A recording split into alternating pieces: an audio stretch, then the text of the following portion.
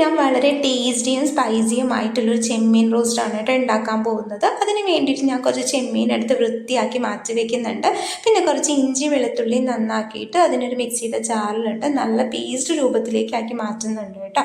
എന്നിട്ട് ഇതിനെ നമുക്ക് മാറ്റി വയ്ക്കാം. എന്നിട്ട് ഈ ഒരു ചെമ്മീനിലേക്ക് നമുക്ക് ഇതിന്ന് പകുതി എടുത്ത് ഇട്ട് കൊടുക്കാം. എന്നിട്ട് മുളക് പൊടി, മഞ്ഞൾപ്പൊടി, വെളിച്ചെണ്ണ, കുറച്ച് കറിവേപ്പിലായിട്ട് ഇതിനെ മിക്സ് ചെയ്തിട്ട് ഒരു 20 മിനിറ്റ് റെസ്റ്റ് ചെയ്യാൻ മാറ്റി വെക്കണം. എന്നിട്ട് ഉള്ളി, തക്കാളി, പച്ചമുളക് ഇവ നമുക്ക് അരിഞ്ഞ് വെക്കുക കേട്ടോ. എന്നിട്ട് വേറൊരു പാനിലേക്ക് നേരത്തെ റെസ്റ്റ് ചെയ്യാൻ മാറ്റി വെച്ചിട്ടുള്ള ചെമ്മീൻ വെളിച്ചെണ്ണയിൽ നമുക്കൊന്ന് പൊരിച്ചു കൊടുക്കാം.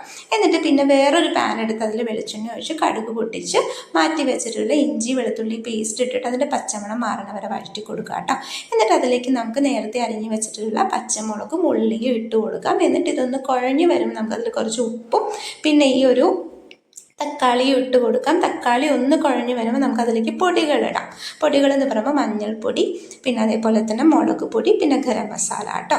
ഇതും ഇട്ട് നന്നായിട്ടൊന്ന് മിക്സ് ചെയ്ത് കൊടുക്കുക. പച്ചമണം മാറുമ്പോൾ നേരത്തെ മാറ്റി വെച്ചിട്ടുള്ള കുറച്ച് കറിവേപ്പില അതിലിട്ട് കൊടുക്കാം. എന്നിട്ടൊന്ന് ഇളക്കിയിട്ട് നേരത്തെ മാറ്റി വെച്ച ചെമ്മീൻ ഇട്ട് കൊടുക്കാം കേട്ടോ.